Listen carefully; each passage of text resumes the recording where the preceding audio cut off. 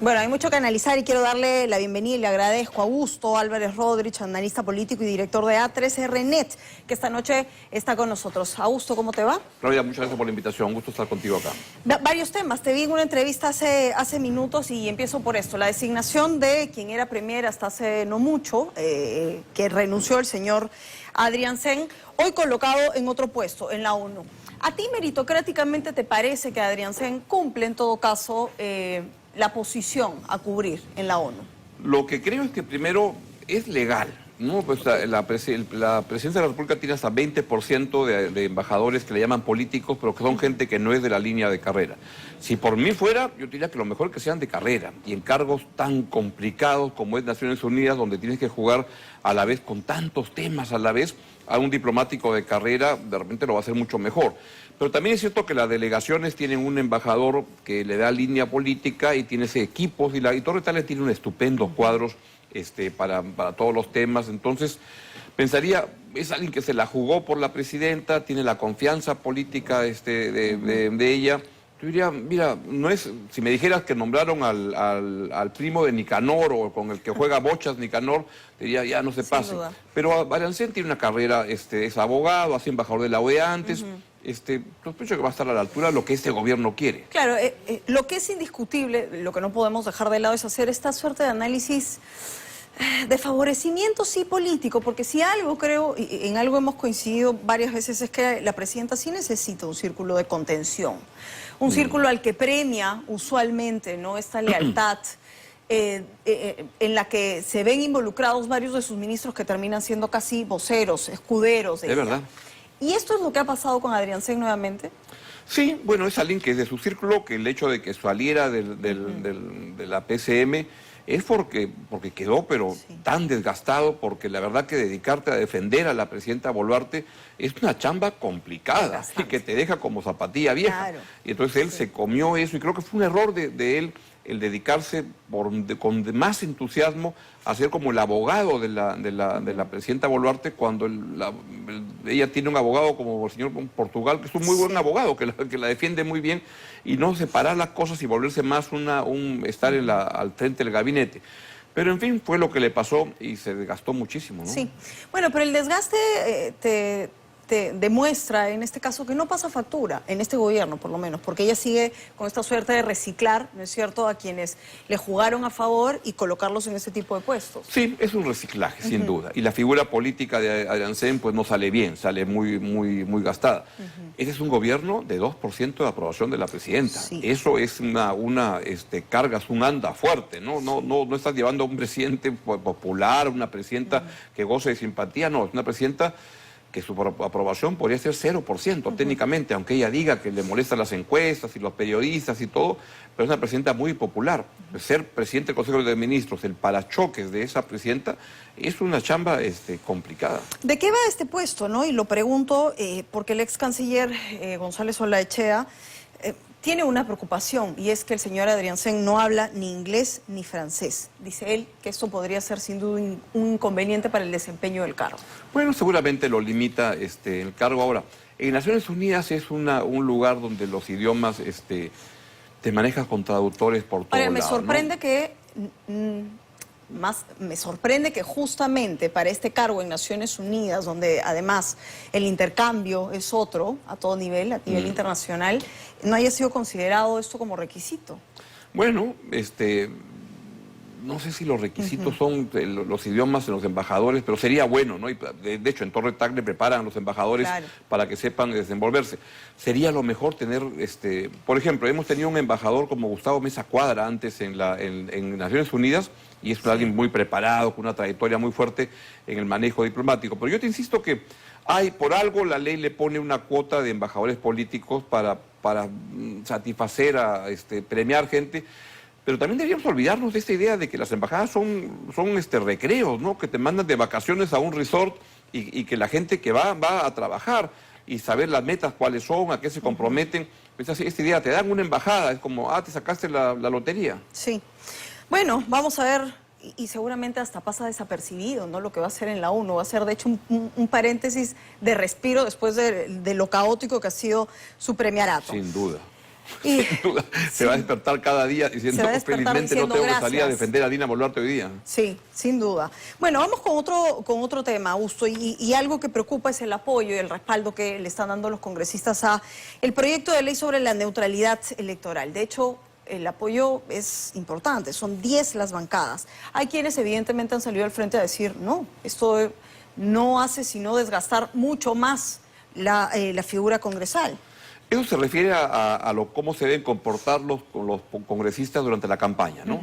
Ya, ahora, el problema es que se ha aceptado y así se ha hecho, Sí. que ellos lo han hecho, que los congresistas van a ser candidatos. Entonces, ¿dónde se paran las cosas? Y no es que deban renunciar al cargo, van a seguirlo siendo. Y los congresistas son políticos a tiempo completo, en cualquier parte. Son teoría. gente que desde que los eligen Sí. hasta el último día no paran cerca de política, y está bien que sea así. Que nunca te olvides de que tienes que estar permanentemente en contacto con tu elector. Hay una linda película de la vida de Churchill, donde la enseñanza principal es, nunca te olvides que cada día tienes que hacer política y estar enganchado con la gente que te eligió. Ahora, lo que no debes hacer es que esa gente se pase fresca y lo que hace es que hace campaña con la plata del Estado. Exacto. Ese es el problema, cómo verificar que no usen la alcancía del Estado para sus fines subalternos. Ahí Bueno, está la cosa. Lo medular es eso, porque si algo que tenemos que criticar es justamente la utilidad de la semana de representación, ¿no? Es una tontería eso. Sí. La verdad que yo no siento que deberían hacerla bien, pero todos sabemos que la aprovechan para otras cosas. No se tienen que replantear eso, ¿no? No tiene sentido. Bueno, a la luz Y uno pregunta, ¿volverá la decencia al Congreso peruano? No lo sé, pero es un lugar que se ha vuelto ya, normalmente no funciona bien, pero este Congreso es muy mediocre, muy corrupto, salvo contadas excepciones, pero ya cada vez menos, con menos Y gente bastante en el aburriento conteo. también, porque cada que han tenido la oportunidad de seguirse sirviendo lo han hecho. Sin o sea, duda. gastos incluso bastante frívolos, ¿no? El buffet del Congreso, la alfombra del Congreso, la clínica del Congreso, o sea, todo apunta a ello. Al final, Y esa gente cree que la van a reelegir. Sí. Históricamente, el Congreso peruano no se reeligen, según le he escuchado a Fernando Tuesta, más del 17, 18%. Pero esta camada de congresistas, Sí. estos no va a votar por ellos nadie. ¿tú crees? Yo creo, la verdad. Sí. Bueno, el doble reto está en que... Tú votarías por alguno, sin entrar en nombre particular, pero Sí. casi que como que estuviste en este Congreso, es como Sí. mejor no. No, pero igual hay que tenerlos mapeados, ¿no? El hashtag de Rosa María de por estos no, Claro. de cara a lo que va a ser, ojo, tenemos 2 cámaras a elegir también, senadores y diputados, y muchos de ellos van a querer ir ahí. ¿Se dará o no? Son 10 las bancadas que están apoyando esta ley de neutralidad electoral, así que vamos a estar Va a salir bastante... de todas maneras. Tú dudas que o sea, no tengas la menor duda que eso va a salir como un tubo. Intento mantener un ápice, que le quede algo de sentido común a alguien, ¿no? Porque en 11 meses van a terminar de destruirnos. Eso por un lado. Y vamos con el tema con el que arrancábamos el programa. A ver, Hernando de Soto renunció a Progresemos, pero además la sensación que da con esta emisión del comunicado, de las razones que esgrimen el comunicado para irse, le dan la sensación a uno de que él se ha ido mal, se ha ido peleando. Sin duda, pero además que se lo han almorzado. Que estos partidos chicos que se forman, que uno no sabe ni siquiera cómo se llaman ni a dónde van, han aprovechado gente que tiene un prestigio como Hernando de Soto para poder crecer algo y luego cuando ya lo usaron lo despachan, ¿no? Claro, y lo que él dice en el comunicado es, ¿cómo podemos luchar contra el crimen organizado si el partido alberga en sus fueros personajes cuestionados? ¿Cómo pueden hacer promesas electorales finales si desde el comienzo no honran los acuerdos políticos firmados? Y aquí sí me quiero detener, jugando un poco al abogado del diablo. Uno sabe dónde se mete. Exactamente, eso es lo que yo estaba pensando, que la persona de ese partido, que no sé ni siquiera quién es, pero le debe decir, si sabes cómo soy, ¿para qué me invitas? Claro, Paul Jaimes, ¿no? Es el... Ya, el son dueño. partidos que son kiosquitos que formas Claro. para ver cómo abordas al poder, y el problema en el Perú es que tenemos una historia donde cualquiera puede ser candidato. Hay 44 partidos. Sí. ¿Tú apostarías a que hay alguien de los partidos esos del 20 al 40 que ya nadie conoce que pueda de ahí salir el presidente de la República?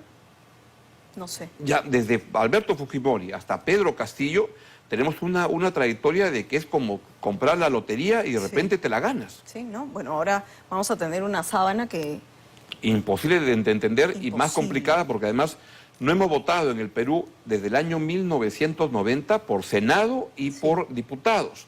El preferencial, Parlamento andino y todo, es una chanfaina esta bien complicada. Y además con la gente que no quiere enterarse de la política, odia la política, Sí. entonces gente desinformada, más compleja, esto va a ser... Sí. Ahora, más allá de la renuncia de Hernando de Soto, ¿no? Quiero ver el tema macro, cómo han sido los últimos 4 años. Avanza País ha sido sin duda un pasivo político para él, la última elección lo fue. Y hoy es esto también, salir de contienda probablemente de una de las últimas campañas electorales posiblemente para él. Sí, pues lo que es evidente es que en el Perú no se hace política en serio, se hace política de cómo se forman unos partidos que son una etiqueta que cuando postulan ni siquiera se acuerdan del nombre del partido con el cual están siendo los candidatos, y no hay partidos, son muy pocos los partidos que pueden merecer mínimamente el nombre de eso. Sí, es cierto. Ahora, pero vuelvo a la oportunidad Senado, Cámara de Senadores y Diputados. ¿Eventualmente tú crees que veríamos a Hernando de Soto ahí? Mira, sería estupendo verlo a Hernando de Soto como senador y gente así, pues sería una muy buena noticia, sin duda. Porque claro, ¿qué esperar de esta doble cámara? Para quienes no tienen claro qué vamos a hacer votando por una doble cámara, ¿no? Hay mucho, odio usar esta palabra, pero la tengo que usar porque el cliché de siempre y el lugar común que utilizamos cuando hablamos de una doble cámara es tener la expectativa de una mejor producción legislativa. Sí, pero eso requiere, a ver, la última vez, solamente en el Perú ha habido 2 cámaras hasta el año 1992, sospecho que tú no habías nacido. Entonces, Ya había nacido. Ya había nacido. Entonces, hay muy poca gente que sabe cómo funciona eso. Y 2 cámaras funciona mejor que tener una, porque te permite un juego entre una cámara y otra, hay una disputa entre ambas. La manera como han diseñado el Senado estos congresistas es una manera bien complicada, porque usualmente una cámara jugaba contra la otra en el sentido que te mando un proyecto y lo tengo que revisar, si no lo apruebo, lo devuelvo, etcétera. Ahora han hecho una cosa que no existe en ningún país. Diputados prepara una ley y manda un gato. Y entonces el Senado dice, los gatos no me gustan los perros. Aprueba un perro y ni siquiera le pregunta a diputados, la aprueba tal cual la ley. Con lo cual el Senado que estamos por elegir es un Senado tremendamente poderoso, más que el presidente. Y nos estamos olvidando que estamos preocupados de lo que va a pasar para la presidencia y no lo que va a pasar para el Senado, donde va a haber un tremendo poder.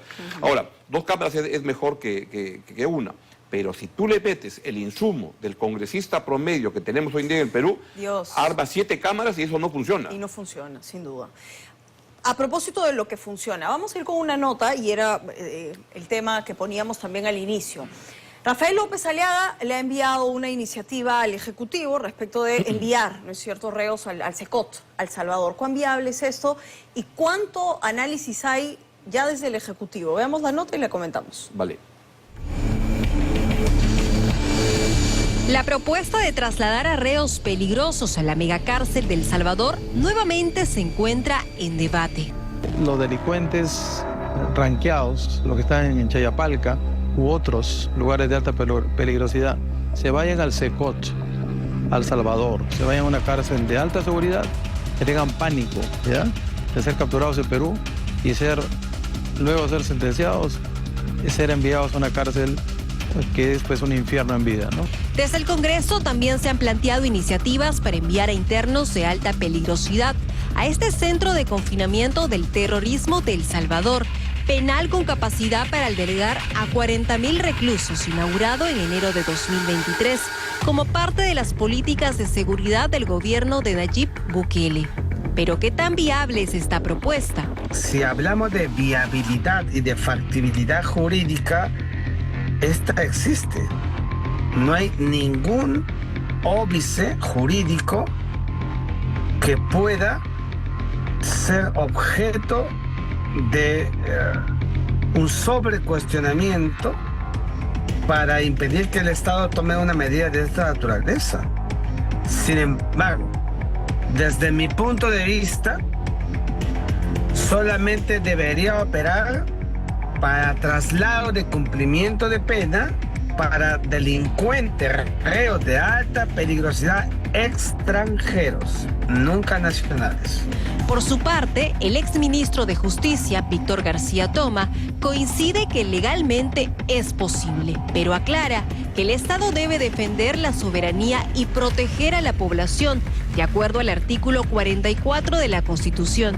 Para él, si el gobierno aplica este tipo de medidas, no daría un buen mensaje. Implicaría que el Estado reconoce que es incompetente, que es incapaz de poder desarrollar una política penitenciaria y de poder imponer la paz y la seguridad en las calles de Lima. No me parece una buena idea. Me parece que más que pensar en cómo zafarnos del problema, es resolver el problema. Y el resolver el problema es corregir la crisis que hay en el INPE. Actualmente, la megacárcel de El Salvador alberga a poco más de 14.500 internos, así como a más de 200 migrantes expulsados de Estados Unidos, entre ellos presuntos integrantes del Tren de Aragua y la Mara Salvatrucha, enviados tras un acuerdo entre ambos países. Un convenio que Perú no tiene, pero podría considerar, así como otros mecanismos. Solamente podría operar a la luz de un acuerdo, un convenio que firmen los dos estados sobre cumplimiento de pena de reos de alta peligrosidad extranjeros y el otro acepte las condiciones, incluso puede ser con resultado oneroso, pago por ello, o por otros, digamos, otros tipos de reciprocidades de naturaleza política que puede haber entre estados. El acuerdo entre Estados Unidos y El Salvador establece que los detenidos permanecerán durante un año prorrogable, a cambio de una compensación económica de $6 millones. Presupuesto que, según especialistas, nuestro país no tiene. No está presupuestado, tendría que habilitarse esa partida. En segundo lugar es, si el Estado peruano no tiene, digamos, las partidas suficientes para crear más penales, ¿por qué tendríamos que entender que sí tiene partidas para entregar, digamos, a un centro penitenciario extranjero a un grupo de reos, ¿no? Pero podría considerarse. El Ministerio de Justicia, que es el encargado de la política penitenciaria, el INPE depende del Ministerio de Justicia, es el que debe de solventar las justificaciones para este tipo de decisiones políticas y deberán sustentar en su presupuesto para que sea considerado en el pliego del presupuesto anual, y eso no se debe hacer de un momento a otro ni de manera fortuita. Hablar del plan Bukele o del traslado o expulsión de delincuentes extranjeros no es nuevo en nuestro país. Los delincuentes extranjeros tendrán 72 horas de plazo a partir de la fecha para salir del país. 5 meses después de aquel anuncio, el entonces mandatario intentó expulsar a 41 ciudadanos venezolanos, de los cuales 18 presuntamente tenían antecedentes penales en su país. Sin embargo, la operación fracasó. Venezuela finalmente no dio la autorización para los fines que habíamos requerido, y es por eso que esto se ha tenido que diferir, suspender hasta una nueva fecha. La pésima coordinación provocó que fueran liberados. Tenían que ser puestos en libertad porque para que estén privados de su libertad más de 24 horas, en todo caso se requiere un mandato dictado por un juez. Ninguno de ellos tenía estaba involucrado en hechos delictivos en Perú. En medio de la crisis de inseguridad que vive el país, esta propuesta vuelve a ser tema de discusión, luego que el alcalde de Lima, Rafael López Aliaga, lo expusiera a través de sus redes sociales tras no concretar su encuentro con el premier Eduardo Arana. Pero no fue la única propuesta. Hace tiempo está la legislación para grilletes electrónicos, ya sea para extranjeros no registrados, que hay muchos extranjeros no registrados en nuestro país. Sí, pero ponerle un corte a esta foto. Decirle, mire, o usted se registra o usted va a tener un grillete electrónico para saber dónde diablos está las 24 horas del día. Y delitos menores también para deshacinar las cárceles que están congestionadas. Bueno, para delitos menores también sirve el grillete electrónico. Sobre esta discusión, los especialistas señalan que si bien ya se ha aprobado el protocolo de uso de grilletes electrónicos, hace falta designar un presupuesto. Además, la propuesta genera dudas sobre su efectividad. Bingo. Brava. Grande fue la sorpresa policial cuando al capturar a Edison Ochoa Vaca, alias Chemo, se percataron que tenía grillete electrónico. Tenían los cartuchos de dinamita, no han tenido ningún tipo de remordimiento de llevar a su menor hijo de 2 años de edad en dicho vehículo. Mientras las autoridades siguen debatiendo estas propuestas, la delincuencia no se detiene. Hace apenas una semana, una familia lloraba la muerte de un niño de tan solo 6 años. Y esta madrugada, un padre presenció cómo la vida de su hijo, un joven de 25 años que trabajaba como colectivero, era arrebatada en San Juan de Lurigancho. Historias que nos recuerdan que más allá de las propuestas y las discusiones políticas, hay vidas que no pueden esperar.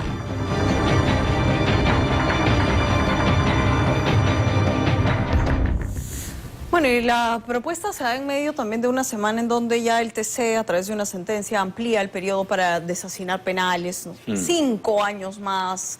Al ministro de Justicia le genera optimismo esto, ¿no? Pero, a ver, ¿a qué te suena esta propuesta? Y además, ¿cuán viable es? Porque al final de la nota el señor López Aliaga habla de cosas que en la práctica no funcionan. La verdad que no me suena bien, me parece un muy buen reportaje. El doctor García Toma te explica que puede ser legal, ¿no? Sí. Pero es inconveniente. Primero, habría que atraparlos. En el Perú no estamos atrapando mucho a los delincuentes. Segundo, escuché a Marisol Perestello, que hace un buen trabajo en los penales, que hay 700 venezolanos en Lurigancho. Me pregunta, ¿Tren de Aragua cuántos serán de esos? Pues no lo sé. Pero mandar los presos a El Salvador requiere que El Salvador los quiera recibir. Claro. Y una cosa es Dina Boluarte y otra cosa es Trump. Digamos que Bukele quiere quedar bien con Trump y de verdad que le debe interesar poco Dina Boluarte, salvo que se le pague un montón de plata, que el Perú no tiene, en todo caso que construya un penal acá, pero me parece en el fondo que lo que creo que ya tenemos que dejarnos de estar invitando a gente de fuera. Yo creo que si López Aliaga quiere ser candidato y quiere serlo, tiene obras por enseñar y que en eso, ¿no? Pero quererse parecer a Trump deportando, y vamos a deportar a los venezolanos, vamos a mandarlos a la cárcel de Bukele. Solo falta que diga, voy a meterme a atacar a la Pacífico y a la Católica y universidades para parecerme a Trump. Yo diría, mejor, no sé, el alcalde de Lima, que sus obras veo que están avanzando, el Sanjón no lo están ampliando, claro, en función de eso, ¿no? Pero estar queriendo imitar a Donald Trump y todos los candidatos. Si tú vas por la Panamericana Sur, yo voy de vez en cuando, las paredes están pintadas de el candidato y Bukele, Claudio Chiroque y Bukele, Augusto Álvarez y Bukele, fulano y Bukele, todos quieren ser el Bukele peruano, y son realidades bien diferentes. Bukele lo está haciendo bien, pero con un exceso de violaciones de derechos humanos que son complicadas. Sí. Bueno, ese es el problema, ¿no? Hay que tener mucha realidad respecto de lo que se quiere hacer. Quien no tiene realidad, y vamos a ir a la pausa, pero al volver, ¿no? Ya un argumento más para muchos, seguramente risible, porque apela a la inteligencia artificial. Ahora, el abogado de Pedro Castillo dice que las imágenes que fueron difundidas por Panorama, ustedes recordarán, ¿no es cierto?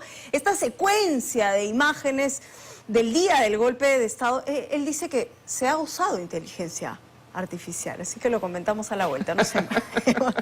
Vamos a escuchar el argumento, ¿no es cierto?, que ahora está usando la defensa legal del expresidente hoy encarcelado, Pedro Castillo, respecto de lo que fueron unas imágenes emitidas aquí, en Panorama, que daban cuenta de la previa, ¿no?, al golpe de Estado. ¿Qué fue lo que ha dicho? Vamos a escuchar. No existe un reconocimiento de voz por parte del señor Pedro Castillo Terrones. No existe reconocimiento de imagen por parte del señor Pedro Castillo Terrones. No fue citado para precisamente dar fe con respecto a que es él. Yo puedo observarlo, puede ser él, puede ser un actor, puede estar presente cualquier otro hoy en día, ¿no? Con la inteligencia artificial todo se puede modificar. La inteligencia artificial, ¿no es cierto? En Palacio había inteligencia artificial, actores entran, o sea, de verdad que los argumentos son ¿Cómo calificarías mejor, Augusto, los argumentos? Usa tú la palabra. Esto fue el segmento de humor de 2025. ¿Cómo puede que...? A ver, es decir, ya puede, los argumentos se te acaban y ¿qué puede...? ¿Cómo el abogado...? No, lo que pienso es cómo pensó que esto podía tener algún tipo de efecto más allá de hacer quedar que la defensa del señor Pedro Castillo son un mamarracho. Justo eso, ¿no? Y lo comentábamos un poco, más allá de lo volátil que está haciendo su defensa. ¿Cuántos abogados ha tenido? ¿Cuántos 37, equipos legales? 37 en el último tiempo, ¿no? Pero más allá de eso es lo poco sólida que es su estrategia legal. Porque, en fin, al final, vamos, que cada quien sabe cómo ejerce profesionalmente, pero esto... Pero hay un pero grande ahí. Lo que el señor Castillo no está jugando a eso, lo que está jugando es en otro partido. Porque lo que está ocurriendo es que él debe dar, o le deben haber dicho, porque él es una persona que no entiende mucho las cosas, que él está complicado, que el golpe de Estado fue transmitido en cadena nacional, todos lo vieron, no hay cómo dudar que estaba imitando mal a Alberto Fujimori, solo que se olvidó de un pequeño olvido. Se olvidó de llamar a la Fuerza Armada para ver si lo iban a apoyar o no. Claro. Ay, caray, qué penita. Entonces, lo que está esperando él ahora es que tenga algún tipo de indulto por parte de un próximo presidente que llegue al poder y va a haber un montón de gente interesada en ayudarlo. ¿Por qué? Porque las encuestas, por más increíble que sea, esto nos parece ridículo y gracioso y raro. Bueno, lo raro es que hay alrededor de 25% que estaría dispuesta a votar por él, ya no para presidente, no puede, pero sí para el Congreso. Y como va, podría tener un nivel de arrastre que sea el candidato, el congresista con más votos y que presida la Junta Preparatoria del próximo Congreso. Porque la gente cree, la mayor parte, y a medida que pasa el tiempo, más gente cree que el golpe de Estado lo hizo el Congreso y que no lo hizo él. Es terrible, eso refleja la ignorancia tan grande que hay en el país y la manera como Pedro Castillo puede volverse una persona importante. Y termino con esto. Tras cerrar el Congreso, o tratar de cerrar el Congreso, como lo demuestra Alberto Fujimori, Vizcarra o Pedro Castillo, te da un millaje para toda la vida de cariño de la gente porque odian todos al Congreso. Lo decía Maite Vizcarra hace unos días, ¿no? Esa versión la vi acá, sí, la versión que tiene hoy el ciudadano por el Congreso de la República. Pero yo añadiría, y no sé si estás de acuerdo, un elemento más, porque él fue enemigo de los medios de comunicación durante campaña, ya en Palacio. Y no sé, me genera la sensación que usar un argumento como este también genera un punto más de inflexión respecto de la ciudadanía con la pretensión suya de cómo ven a los medios de comunicación. Bueno, pero que ese punto coinciden con todos. Esta norma que acaban de sacar de que se tenga que haber una franja para temas de violencia contra la mujer, de 2 horas diarias, o sea, de 2 horas 40, ¿no? Porque es el 10% de la programación diaria. Esto yo lo he constatado conversando con gente de todas las bancadas en el Congreso. Una de las cosas unánimes es odian a los periodistas. Sientes que son la gente perversa que te malora la vida, que te denuncia cuando le robas el sueldo a los funcionarios, te denuncia cuando te estás apropiando de recursos para hacer campaña y tirarte la plata del Congreso en otras cosas. Cuando trafican con prebendas, odian a los periodistas desde la derecha hasta la izquierda. Y dan normas como esta tan absurda que está en funcionamiento esa ley, ¿no? Que tiene que haber 2 horas 40 diarias de un programa y ni siquiera se les ha ocurrido, oye, ¿qué van a hacer para producir un programa de 2 horas y media todos los días con el mismo tema? ¿Se dan cuenta de lo que eso significa? ¿Cómo lo van a hacer? ¿Cómo lo van a reglamentar? Es simplemente un mamarracho de norma que yo sospecho que Renato Canales acá y en todos los canales deberían me olvido no les hago caso, ni les hago caso a lo que están planteando porque no tiene sentido. Además de ser inconstitucional, ¿no? Sí. Bueno, varias cosas quedan seguramente para seguir analizando. Augusto, queremos agradecerte por haber estado esta noche con nosotros. Nos vamos.